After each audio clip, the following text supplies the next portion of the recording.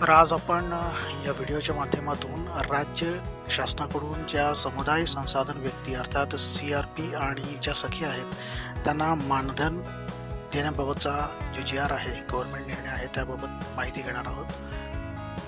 तर हा GR आहे 21 फेब्रुवारी 2025 चा, ज्यामध्ये काय माहिती आहे ते आपण यामध्ये बघूया.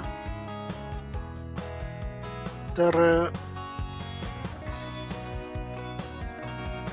प्रस्तावनामध्ये बघूया काय आहे. तर संभाजीनगर येथील दिनांक 16/9/2023 रोजीच्या मंत्रिमंडळ बैठकीत घेतलेल्या निर्णयानुसार महाराष्ट्र राज्य ग्रामीण जीवनोन्नती अभियानांतर्गत कार्यरत समुदाय संसाधन व्यक्ती, ज्याला community resource person CRP, प्रेटिकास, ICRP सखी यांना त्यांच्या कामाचे प्रचलित पद्धतीचे मूल्यमापन करून कमाल 6,000 दरमहा मानधन अदा करण्याबाबत,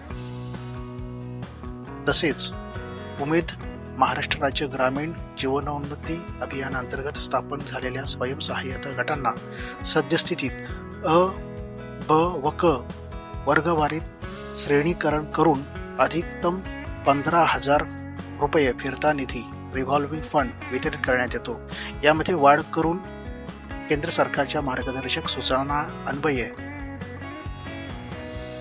स्वयंसहाय्यता गटांची वर्गवारी करून अ वर्गवारी प्राप्त होणाऱ्या स्वयंसहाय्यता गटांना रुपये 30,000 व वर्गवारी ब व क मध्ये येणाऱ्या स्वयंसहाय्यता गटांना प्रचलित पद्धतीने फिरता निधी रिव्हॉल्विंग फंड अदा करण्याबाबत शासन निर्णय जो आहे तो निर्गमित झालेला आहे.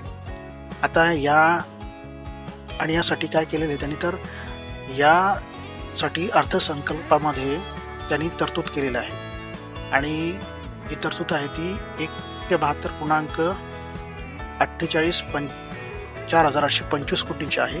यामध्ये तरतूद करण्यात आलेली आहे आणि या तरतुदीमधून नोव्हेंबर, डिसेंबर आणि जानेवारी 2024 या 3 महिन्यांचे समूह संसाधन व्यक्ती प्रेरिका सखी यांचे मानधन देण्यासाठी जी रक्कम आहे ती 43,98,76,500 एवढा निधी हा शासनाच्या वितरित करण्याचा प्रस्ताव होता.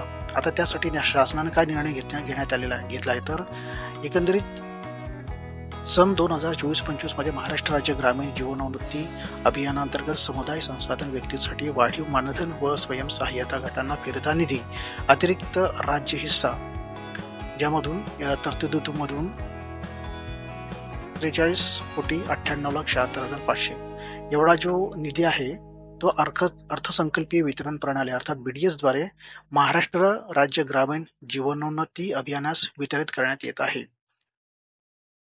म्हणजे एवढा जो निधी आहे तो आता वितरित करण्यात आलेला आहे. 3 महिन्याचा पगार अर्थात मानधन त्यांना मिळणार आहे. आणि ज्यामध्ये स्पष्ट त्यांनी काय सांगितलेलं आहे, तर एकंदरीत हे अनुदान ज्या प्रयोजनाकरता मंजूर करण्यात आले आहे त्याच प्रयोजनाकरता खर्च करण्यात यावे, अन्यथा अनियमितता समजण्यात येईल याची अंमलबजावणी करणाऱ्या अधिकाऱ्यांनी नोंद घ्यावी. म्हणजे हा जो निधी आहे तो तिथेच त्याने फिरवायचा आहे असं सुद्धा सांगितलेलं आहे. बघा, हा कधीचा आहे, तर 21 फेब्रुवारी 2025 हा शासन निर्णय आहे. तर एकंदरीत आता ज्या कोणी सख्या आणि किंवा CRP आहेत यांना फार दिलासा देणारा हा निर्णय आहे. त्यांना 3 महिन्याचे जे मानधन आहे ते आता याद्वारे भेटणार आहे. तुम्हाला हा GR हवा असेल तर खाली डिस्क्रिप्शन मध्ये मी GR टाकत आहे, तिथून तुम्ही डाउनलोड करून पाहू शकता.